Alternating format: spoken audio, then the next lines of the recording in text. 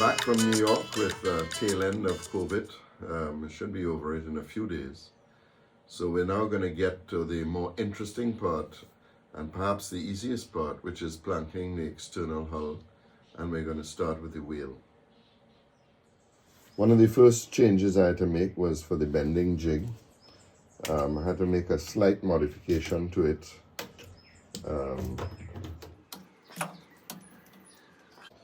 I wasn't getting this bend here, so I added on a piece which flattened the end so that I'd get a better fit on the model. I also find that even though I've made up the jig, it won't necessarily fit absolutely perfectly on the model. So I still clamp the piece onto the model, and I'll put a little bit of heat and leave it in place to get ready a perfect fit.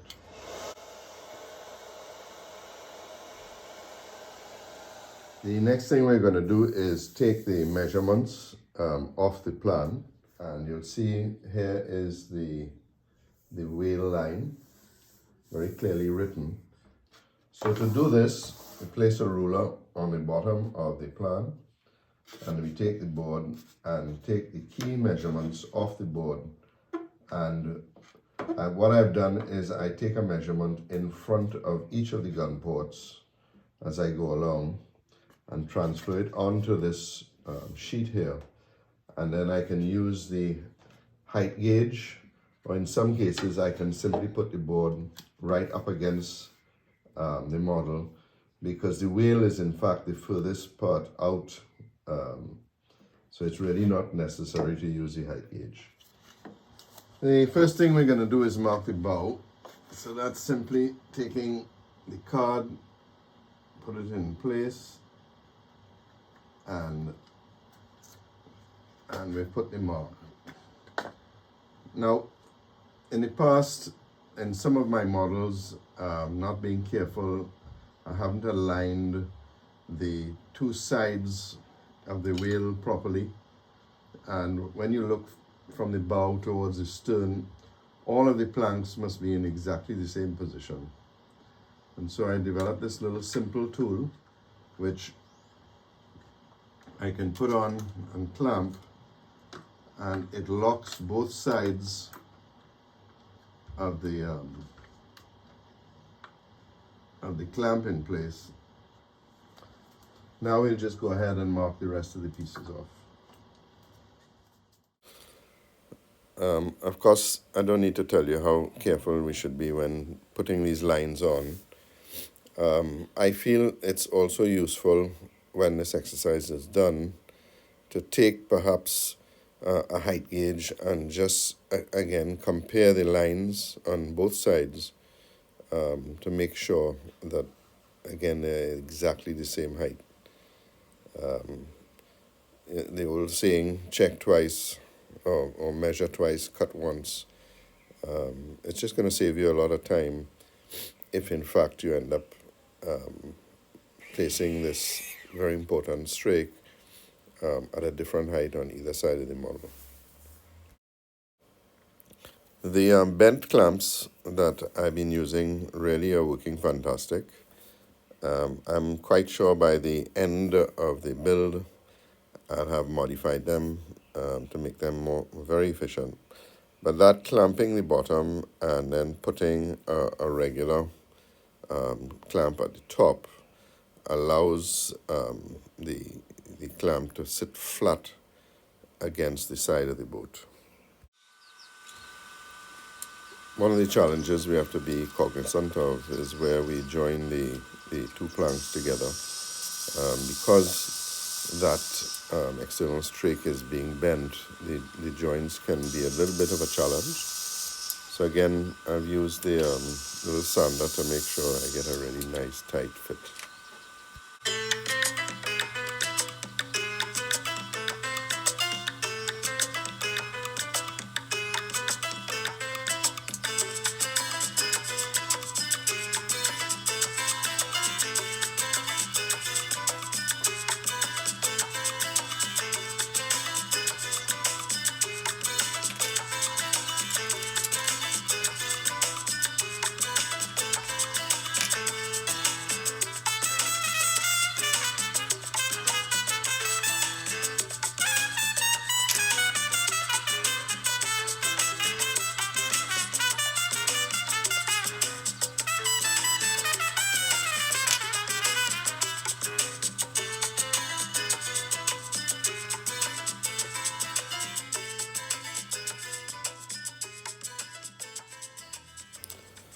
I'm tending to be fairly heavy on the PVA glue, just to pick up any inconsistencies in the frame. And then afterwards I come with a paintbrush and some alcohol and clean up the excess to get a nice clean line. You'll also notice that I'm putting a clamp where the joints are. That's a reference to an error I made where I thought I'd lined everything up, and when I turned my back it slipped out. So again, it's just a simple precaution to clip the joint to make sure that they line up perfectly with each other.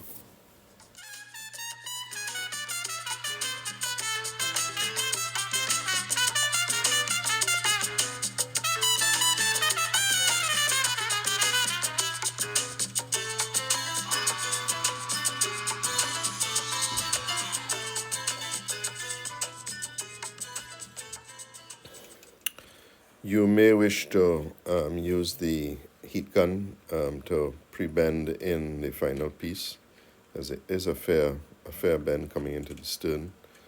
Again, that I just remind you to be careful with the heat gun on the model.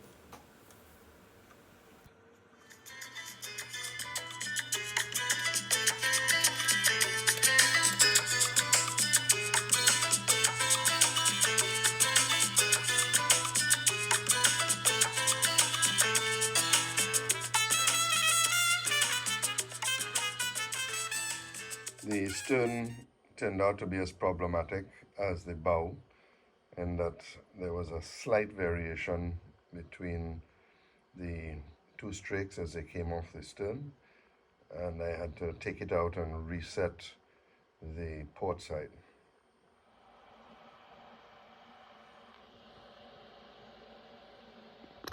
It's good to put a reference point on the bottom for strake number 20, and that's just to make sure that you have a nice consistent wale. Now we're going to make up strakes 21 and 20, and the total thickness of the main wale is 27 inches. The strake number 22 was just 9 inches wide, but we're going to use the anchor method of applying the strakes 21 and 20. So that what we've done is we've divided the space 18 inches by 3, so that the low end of the anchor is 6 inches and the thickest, widest part is 12 inches. So we're going to cut out some 12-inch strakes. I've cut out 12 strakes, and the reason for that is that each of the planks will need 2 pieces of wood. So that's 4 per side. So that gives me 8. But then, you know me, I'm famous for making errors. So that gives me 4 extra strakes or blank pieces of wood for me to make any errors and have lots to compensate.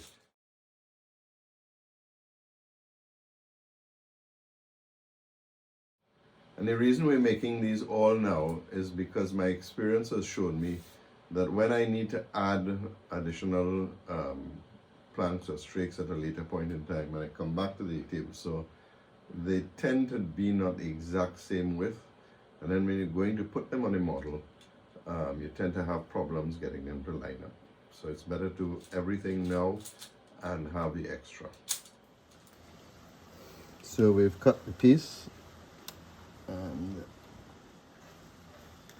but it's a nice fit now.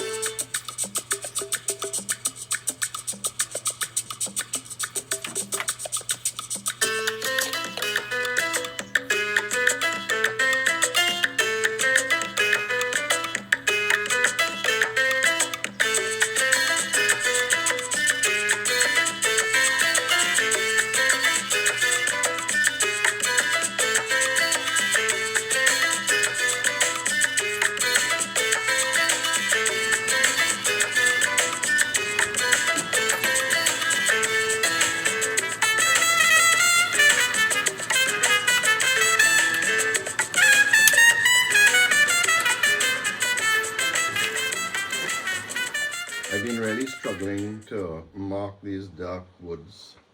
My latest trial is these Pilot silver pens. Um, I don't know if you can see that, because everything else just doesn't work very well. So here's the piece prepared, and what I can do now is plane down to that end line, even though it's kind of fat. The fat is on the area that I'm going to plane down, and hopefully that'll make it a little easier.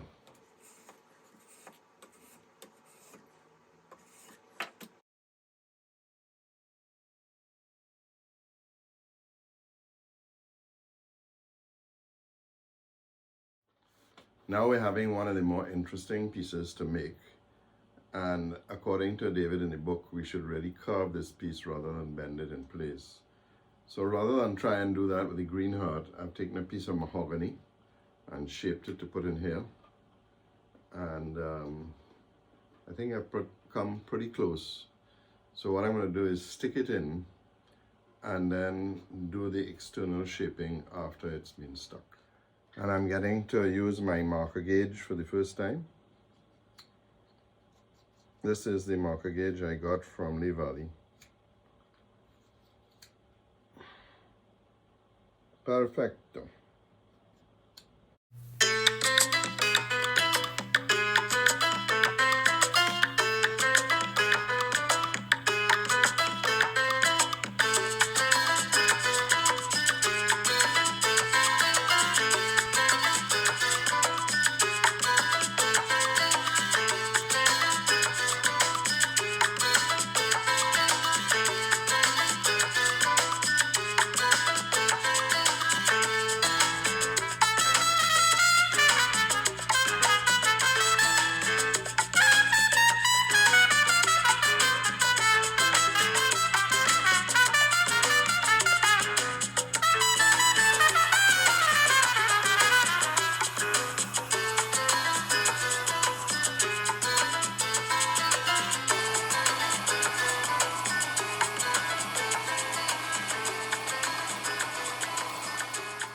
I really struggled with the last piece of the wale, which is the first section, for two reasons.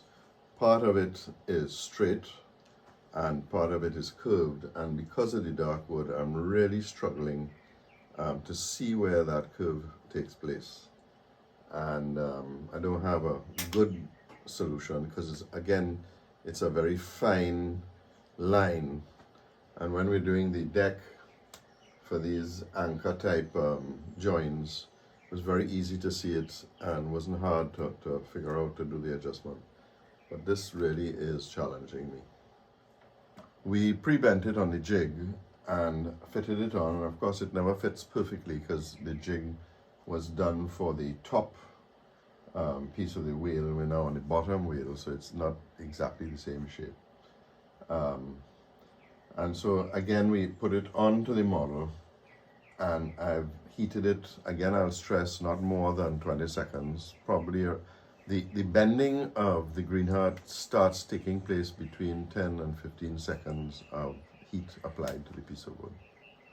So again, I tell you, minimize the heat, and if you're going to heat it on the model, perhaps you should do it for shorter periods of time, maybe more often.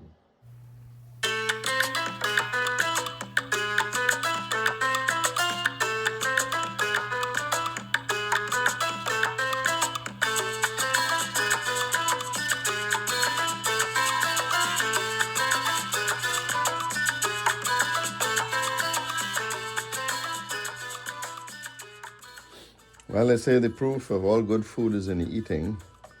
So here it is. Very slight line that probably will come out with some further sanding. That really has exceeded my expectation. Really very happy with it.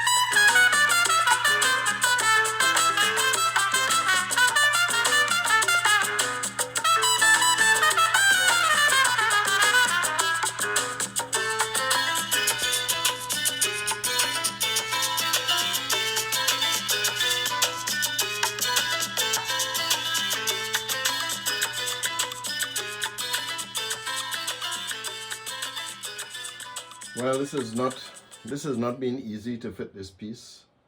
This is my fourth piece. As you can see, it's shaped, it's concave to take the shape of the frames, and I finally got it where it fits, so we're going to stick it in there and then plane it down, and hopefully I won't have to take it out.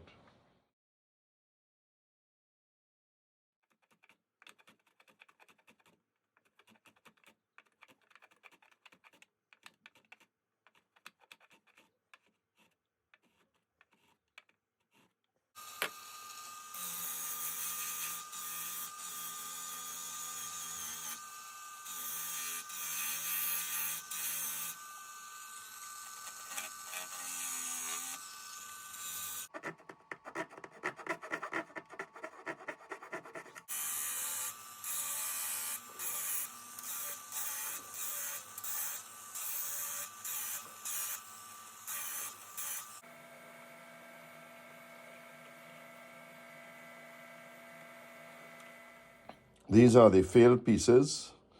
These are the two mahogany pieces that I shaped to learn how to do the aft section. And I still have 5 pieces of stock plus this piece to complete the other side.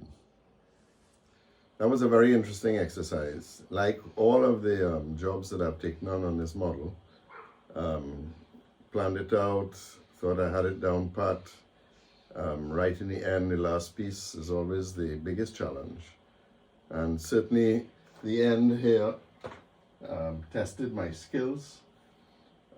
I'm leaving it fairly long because I have a feeling I need to make sure that it's flush when the planking below it goes on. And so I don't want to create an issue that will get me to go and take all that out. So now all we need to do is to go on to the other side. Normally what I would do is put one piece on the port, put one piece on the starboard, and go down together. In this case, just to get the video done, I've done the entire port side. So I won't take you through the starboard.